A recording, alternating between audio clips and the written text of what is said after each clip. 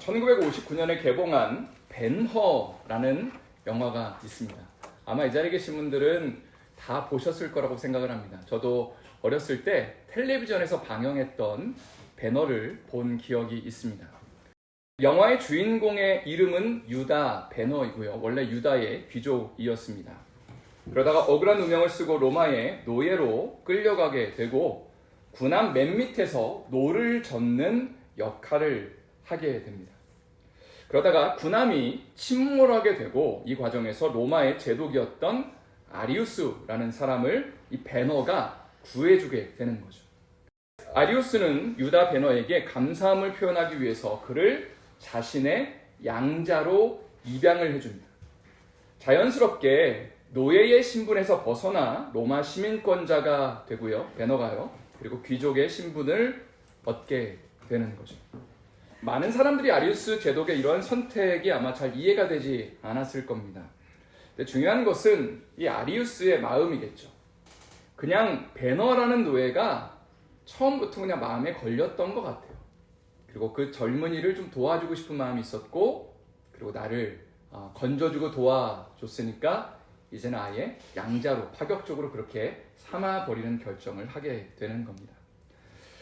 제가 설교 서두에 배너 이야기를 하는 이유는 고대 로마 사회에서 양자로 입양되는 것의 의미를 나누기 위함입니다. 당시에는 양자로 입양이 되면 법적으로 친아들과 동일한 권리를 누리게 되었다고 합니다. 상속권도 받게 되는 거고요. 새로운 이름과 새로운 지위를 부여받게 되는 것이죠. 그런 차원에서 요한복음 1장 12절과 13절은 우리가 예수 그리스도를 믿음으로 말미암아 원래 죄의 자녀였는데 하나님의 자녀가 되었다고 선언하고 있습니다. 제가 읽어드릴게요. 영접하는 자고 그 이름을 믿는 자들에게는 하나님의 자녀가 되는 권세를 주었으니 이는 혈통으로나 육정으로나 사람의 뜻으로 나지 아니하고 오직 하나님께로부터 난 자들이니라. 저는 여기서 혈통으로나 육적으로나 사람의 뜻으로 난 게 아니다라는 표현이 참 와닿습니다. 누군가에게 우리가 인정을 받아서 혹은 높은 사람에게 잘 보여서 하나님의 자녀가 된 것이 아니라 그저 하나님의 전적인 뜻에 의해서 하나님이 그냥 우리 한 사람을 사랑하셔서 그래서 우리를 아들과 딸로 불러주셨다, 선택하셨다라고 성경은 그렇게 이야기하고 있습니다. 또 우리가 계속해서 살펴보고 있는 로마서에서도 사도 바울은 우리가 예수 그리스도의 십자가의 은혜로 말미암아 구원을 받고 하나님의 양자로 입양이 되었다라고 그렇게 이야기를 하고 있죠. 그래서 오늘은 하나님의 자녀가 된 것이 어떤 의미를 갖고 있는지, 어떤 특권과 축복을 얻게 되었는지를 여러분과 함께 나누고 싶습니다. 우리가 자녀됨의 첫 번째 특권은 성령 하나님의 인도하심을 받게 된다는 것입니다. 오늘 본문의 12절과 13절 말씀을 다시 한번 읽어보도록 하겠습니다. 12절 13절 읽겠습니다. 시작. 그러므로 형제들아 우리가 빚진 자로되 육신에게 져서 육신대로 살 것이 아니니라. 너희가 육신대로 살면 영으로서 몸의 행실을 죽이면 살리니. 자, 12절의 맨 처음에 이렇게 되어 있죠. 우리가 빚진 자로되. 영어 NIV 성경에서는 이렇게 표현했습니다. We have an obligation. 우리에게 의무가 생겼다. 우리가 누군가에게 빚을 지고 의무가 생겼다라고 그렇게 표현을 하고 있다는 거죠. 그러면서 바로 이어서 나눈 표현이 우리가 육신에게 져서 육신대로 살 것이 아니다. 영어 성경에서는 이렇게 표현하고 있습니다. 우리가 육신에게 의무가 생긴 것이 아니다. 육신에게 빚을 진 것이 아니다. 그러므로 우리는 육신대로 살 필요가 없다라고 번역을 했습니다. 그렇다면 우리가 누구에게 빚을 진 거고 우리가 누구에게 무엇인가를 해야 할 의무가 생겼느냐? 당연히 예수님께 의무가 생긴 것이죠. 왜냐하면 그분이 우리를 당신의 핏값으로 구원해 주셨고 우리를 살려 주셨기 때문입니다. 그렇다면 예수 믿는 사람의 의무가 무엇이냐? 13절의 말씀처럼 육신대로 살아서는 안 되고 구원받은 사람은 영으로서 몸의 행실을 죽여야 된다라고 우리 가운데 그렇게 새로운 의무를 부여하고 있는 것입니다. 조금 더 쉽게 설명을 하자면 이런 것입니다. 누군가가 어떤 습관적인 죄에 빠져 있거나 혹은 부정적인 감정이나 누군가를 향한 분노나 증오나 어떤 우울함 가운데 시달리고 있다면 이거를 해결하기 위해서 육신적으로 노력한다고 해서 이 문제가 해결되는 것은 아닙니다. 내가 이거 하지 말아야지. 내가 이 죄를 짓지 말아야지. 아무리 결단해도 육신의 결단은 결국 육신의 열매밖에는 맺지는 못하는 것이죠. 자, 그런데 성경은 영으로서 몸의 행실을 죽이면 산다라고 이야기를 하는 것이죠. 한마디로 말해서 예수님 앞에 나아가 또 말씀과 기도를 통해 주님과 교제하며 은혜 받으며 하나님 부으신 그 은혜와 충만함 가운데 거하다 보면 부정적인 것들이 자연스럽게 사라지게 되는 것입니다. 쉽게 말하면 부정적인 걸로 부정적인 걸 이기려면 육신의 것을 이기려고 그러면 절대로 우리는 이길 수 없지만 선하고 아름다운 것, 영적인 것, 은혜 받은 것으로 내 마음을 계속 채우다 보면 자연스럽게 부정적인 생각이나 감정이나 죄악된 습관들이 이겨지게 된다는 거죠. 자, 그래서 오늘 본문은 영으로서 몸의 행실을 죽이면 살게 된다. 그리고 이것이 구원받은 자들의 삶의 방식이고 우리가 주님 앞에 마땅히 행해야 할 의무이다라고 그렇게 우리에게 도전하고 있는 것입니다. 또 14절 말씀을 한번 읽어보도록 하겠습니다. 14절 말씀 읽겠습니다. 시작. 무릇 하나님의 영으로 인도함을 받는 사람은 곧 하나님의 아들이라. 저를 한번 힘차게 따라하겠습니다. 하나님의 자녀는 하나님의 영으로 인도함을 받습니다. 아멘이십니까? 네, 아멘입니다. 제가 월요일 날 아침마다 카톡으로 보내는 게 두 가지가 있습니다. 네, 뭘 보내냐면 주일 설교 영상과 설교 노트, 두 번째는 맥체인 성경 읽기표를 공유하고 있습니다. 이걸 왜 계속 보내냐면 경건의 습관을 만드는 것이 너무나 중요하기 때문입니다. 많은 분들이 50일 기도회가 끝나는 것이 많이 아쉽다고 이야기를 하시는데 아쉬운 거 맞으신 거죠? 네, 아쉽습니다. 저도. 그런데 하나님이 저에게 주시는 마음은 뭐냐면 기도회가 매일 있으면 좋겠지만 현실적으로는 우리가 매일 모든 성도들이 모이는 것은 사실 불가능한 일입니다. 365일 이렇게 할 수는 없죠. 그런데 이게 없더라도 하나님이 기뻐하시며 원하시는 것은 매일매일 모든 성도들이 말씀과 기도로 주님의 인도하심을 받아야 된다는 사실입니다. 아멘. 그래서 경건의 습관이 중요한 거죠. 하나님의 자녀의 특징이 무엇이냐? 오늘 본문은 이렇게 말하는 거죠. 하나님의 영의 인도하심을 받는 자들이 곧 하나님의 아들과 딸이다. 이걸 위해 경건의 습관을 들이는 것이 너무나 중요합니다. 일상 가운데 시간을 내어서 짧은 시간이라도 하나님의 말씀을 읽고 기도하는 가운데 또 주일 설교를 다시 듣는 가운데 하나님의 인도함을 나의 스스로가 받는 것. 이러한 은혜와 축복이 넘쳐나시길 예수님의 이름으로 축원드립니다. 자, 첫 번째 특권은 우리가 하나님의 영의 인도함을 받을 수 있다. 얼마나 귀한 것입니까? 우리의 생각과 우리의 뜻대로 살면 넘어지기 쉽고 그리고 좋은 열매를 맺기 어려운데 하나님의 인도하심을 받으면 하나님이 정말 우리에게 주시는 최고의 인도하심과 결과를 만들 수 있다는 것.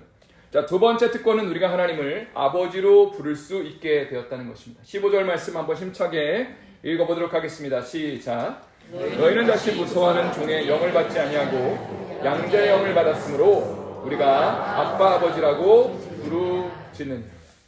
자, 너희가 무서워하는 종의 영을 받지 않았다. 조금 어려운 표현인데 영어 성경은 이걸 어떻게 번역했냐면 너희가 받은 영은 너희를 종으로 만들지 않는다. 그리고 더 이상 두려움 가운데 살 필요가 없다라고 번역을 하였습니다. 자, 우리는 사실 예수님 믿기 전까지 두려움의 영에 사로잡히는 삶을 살았습니다. 죽음에 대한 두려움, 그 이후에 심판에 대한 두려움, 뭔가 일이 잘못될 것 같은 두려움. 그래서 매사에 걱정과 근심과 염려에 사로잡히는 삶을 살았습니다. 자, 그런데 이제는 두려움 가운데 살 필요가 없다라고 선언하는 겁니다. 하나님의 아들이 되었기 때문에. 그리고 하나님이 우리의 아버지가 되시기 때문에 그렇다는 거죠. 그래서 이런 말이 있죠. 예수 믿는 사람들은 죽어도 천국이다 라는 말이 있습니다. 아멘이십니까? 예수 믿는 사람들은 죽어도 천국입니다. 오늘 본문 15절을 보면 우리가 하나님을 아빠 아버지라 부르진다는 표현이 나오는데 이 아바라는 단어는 예수님 당시에 사용했던 아람어에서 어린아이가 아버지를 일상적으로 부르는 용어였습니다. 그러니까 우리도 하나님을 향해서 정말 편안하게 아빠라고 부를 수 있게 되었다는 거죠. 우리가 다른 사람에게 말할 수 없는 그런 아픔들, 연약함들, 서름들을 우리가 아빠에게 아뢰 수 있게 되었다. 그렇다면 하나님의 자녀된 우리는 이 특권을 계속해서 하나님 앞에 사용해야 된다는 것이죠. 하나님의 자녀의 됨의 세 번째 특권은 우리가 하나님의 상속자가 된다는 것입니다. 16절과 17절 말씀 한번 더 다 같이 읽어보도록 하겠습니다. 시작. 성령이 친히 우리의 영과 더불어 우리가 하나님의 자녀인 것을 증언하시나니 자녀이면 또한 상속자 곧 하나님의 상속자요 그리스도와 함께한 상속자니 우리가 그와 함께 영광을 받기 위하여 고난도 함께 받아야 할 것입니다. 먼저 16절에 성령 하나님은 우리로 하여금 하나님의 자녀 된 것을 증거하신다라고 이야기를 하고 있습니다. 아이가 이 땅 가운데 태어나면 그 어린아이는요, 누가 엄마인지 아빠인지를 모릅니다. 그런데 시간이 지나면 지날수록 나랑 계속 같이 있어주는 사람, 나를 사랑해주는 사람이 엄마이고 아빠라는 것을 알아가는 거죠. 영적으로도 마찬가지인 것 같습니다. 구원받은 이후에 우리가 정말 하나님의 자녀가 된 것을 처음에는 잘 인식하지 못할지도 모르겠습니다. 그러나 시간이 지나면 하나님과 교제하다 보면 하나님의 영이 우리를 어떻게 인도하시냐면 우리의 마음 가운데 내가 너 아빠다. 내가 너의 삶 가운데 정말 모든 필요한 것들을 공급할 수 있는 하늘 아버지다라고 그렇게 증언해 주신다는 거죠. 또 우리가 하나님의 상속자가 되었다는 것을 성령 하나님은 알려주시고 증거해 주십니다. 상속자가 된다는 것은 우리가 무엇인가 노력하고 공적을 쌓고 선행을 해서 그에 대한 대가를 받는 개념이 전혀 아니죠.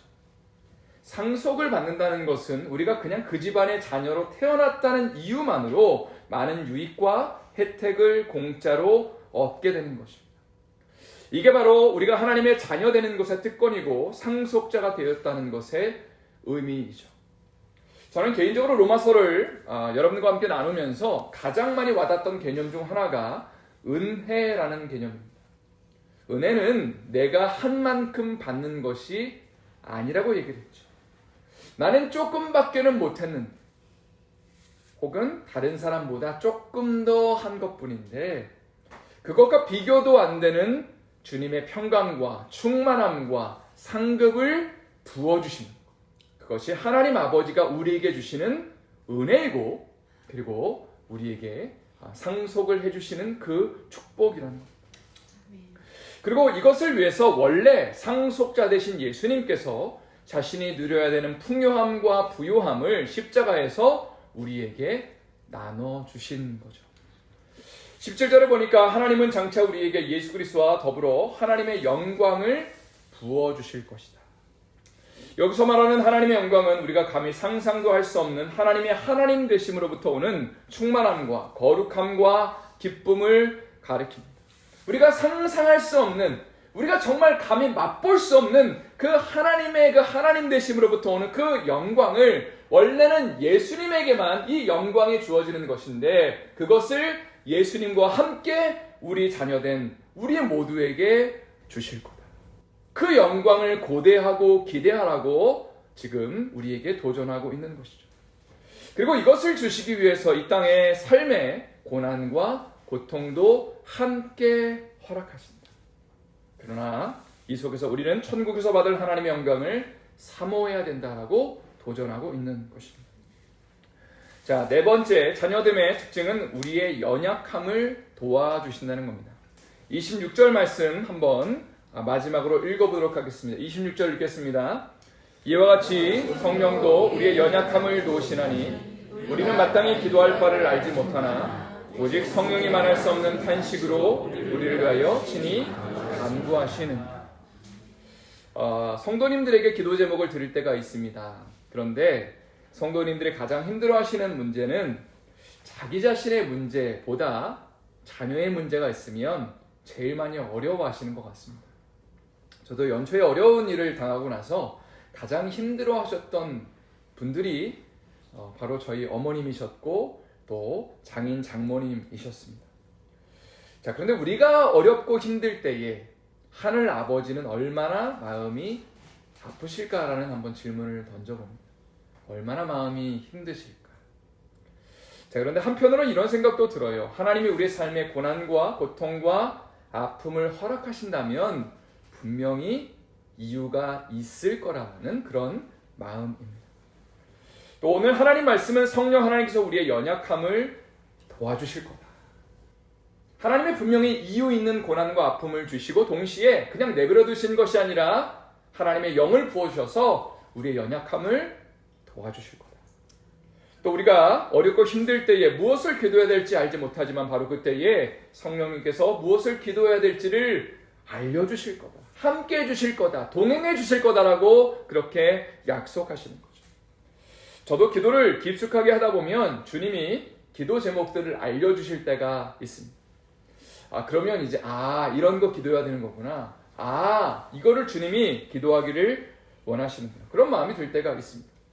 또 때로는 어떤 성도님들의 필요를 기도하는 가운데 갑자기 생각나게 하십니다. 갑자기 뜬금없이. 그래서 연락을 드리면 제 성도님이 목사님 사실은 제가 이런 문제가 있었는데 연락 주셔서 너무 감사하다고 또 응답을 해주시는 경우가 참 많이 있습니다. 이런 것들이 우리가 마땅히 빌바를 알지 못할 때에 성령이 우리를 위하여 말할 수 없는 탄식으로 간구하신다는 말씀의 의미가 될 것입니다. 진짜 마지막으로 28절 말씀을 읽어보도록 하겠습니다. 하나가 더 남았네요. 28절 말씀 읽겠습니다. 시작. 우리가 알거니와 하나님을 사랑하는 자, 곧 그의 뜻대로 부르심을 입은 자들에게는 모든 것이 합력하여 선을 이루느니라. 우리가 가져야 되는 아주 중요한 확신 중 하나는 하나님은 당신의 자녀들에게 허락하신 모든 일을 통해 합력하여 선을 이루어 가신다는 사실입니다. 아멘. 이게 우리가 가져야 되는 너무나 중요한 확신입니다. 우리의 삶에 보이는 쓸모없어 보이는 아픔과 어려움들과 질병과 고난들이 있죠. 그러나 하나님을 사랑하는 사람, 그리고 하나님께 사랑받는 당신의 자녀들, 그 자녀들에게 하나님은 쓸데없는 고난과 어려움을 결단코 허락하지 않으십니다. 하나님은 모든 것들을 합력하여서 선을 이루어 가시는 분이고 하나님의 영광을 성취해 가시는 분입니다. 그리고 어렵고 힘들 때마다 성령님이 우리를 인도하시고 도와주시고 모든 것을 합력하여 선을 이루어 가시는 그 하나님의 자녀의 됨의 특권을 마음껏 맛보는 여러분의 삶이 될 수 있기를 예수님의 이름으로 축원드립니다.